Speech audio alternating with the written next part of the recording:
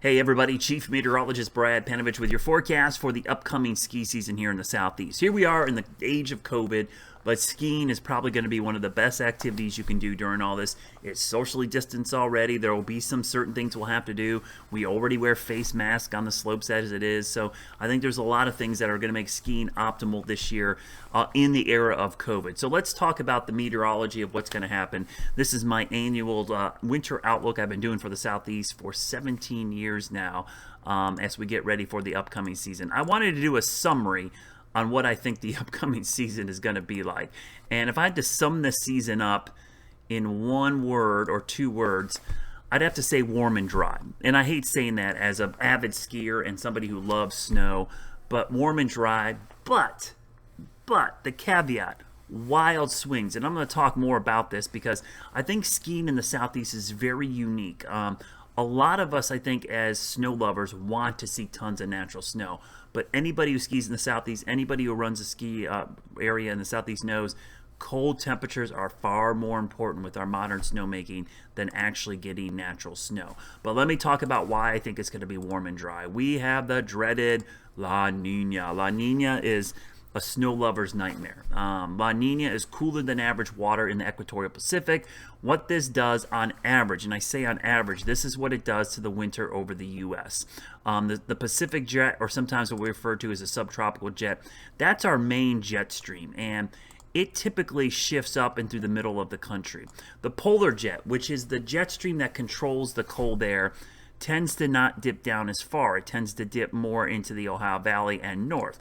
Now, there is a nice sweet crossover here that you see with these wet conditions. So for that reason, there is some glimmer of hope for the northern mountains of North Carolina and the Virginias up into Maryland that this season might be warm, but it could be wet, which is key. We could have above average snowfall in those locations even with a mild winter. But on average, it's usually warm and dry, and because we get that dreaded southeast ridge, which sets up all of the time. But something interesting happening this year with the lack of Arctic sea ice, this actually plays a pretty big role in causing the jet stream to be very amplified. So our average ice extent typically looks like that over the polar regions, and you typically get the jet stream and the storm track to shift together. They kind of shift north and south throughout the winter season. That's how you get prolonged cold, because when this whole thing shifts south, the cold air tends to stay in place. So we get the cold, snowy winters that a lot of us grew up loving. But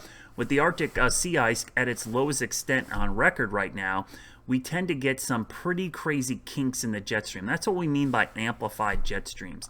And the reason this happens is because there's less sea ice up there, warmer air and ridges can build farther up into the Arctic than they normally do. Well, for every yin, there's a yang. When you see big ridges over parts of Alaska, we tend to get big dumps of cold air into the central and eastern U.S. Now, the problem with this amplified flow is sometimes the southeast ridge becomes our dominant feature, and the cold air gets bottled up here over the west and the middle of the country. So I think this year we're going to see a lot of that ridge, which is going to keep the average temperature probably warm over the entire season. But with these buckles in the jet stream, we're going to get some wild extremes where it's going to get cold and snowy for a week or two. And that's the kind of weather you want to see if you're going to time out a ski trip. So this is the pattern we don't want to see set up, where it's all the time warm and the cold air gets up here. What we want to see is this to go back and forth. And I think that's probably what we're going to see this upcoming season. I think we're going to see a week of warm, maybe 2 weeks of warm, and then it's going to get cold for a week.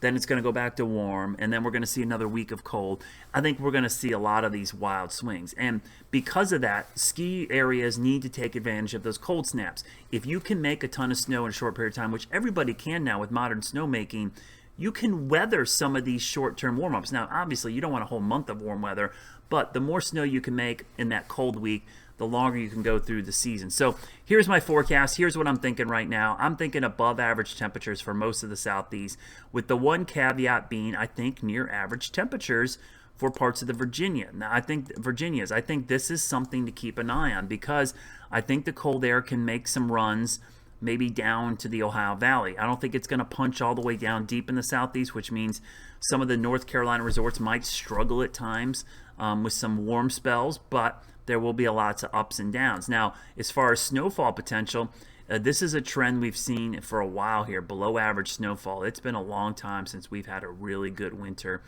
here in the Southeast. I'd say at least 4 or 5 years. You go back to 2013-14 was a great year. 15-16 wasn't bad, but ever since then, it's been really, really slim pickings for snowfall. But I do have that active storm track and maybe some of those cold snaps timing out that places like Timberline and Canaan Valley and Wisp and Snowshoe and Winter Place, they might really benefit from some of these bigger storm potentials. But I will go back to what I said at the beginning here, is that in the Southeast, people who go with skisoutheast.com know this. You don't need big snowstorms. You just need sporadic cold snaps to get a ton of snow made. Because what I've seen through experience and watching these snowmakers is that 1 or 2 cold days, you can blanket the mountain with the modern snowmaking. You can go a week, week and a half, 2 weeks with warm temperatures without losing a ton of snow and still have some decent skiing. And basically, you can make snow in shorter periods of time. It takes longer to lose that snow. So if we can keep those warm spells short and maximize the cold snaps, I think we're going to be fine. I do think this will be a backloaded winter again. And what I mean by that is I think it's going to start a little on the toasty side in late November. We're seeing it now into December. But as we get into January, February, March, could end up being the best part of the season, which it seems like every year that seems to be the case. Late season skiing might end up being the best skiing of the entire season. So I hate to be a bearer of bad news, but I like to give you a transparency and accuracy. The way the atmosphere is set up right now, the way the La Nina is going, it just looks like a warmer and drier winter, except for some of the northern resorts, which might benefit from a little more active storm track. Of course, if we get any kind of North Atlantic blocking taking place and that jet stream, that amplification I'm talking about, if it sets up correctly, we might get lucky and get that blocking on the East Coast, and we might end up with persistent cold and snow. But I tell you what, it's been a long time since we've had a persistently cold and snowy winter. Around here, we just want some timely cold snaps around the big holidays and on the weekends so that we can all get out and ski. Of course, I'll be doing updates throughout the season as things change. Remember, this is more of an overall view. Week to week, this pattern's going to change quite a bit. I will be doing those updates here at skisoutheast.com. And as like I always say, always think snow.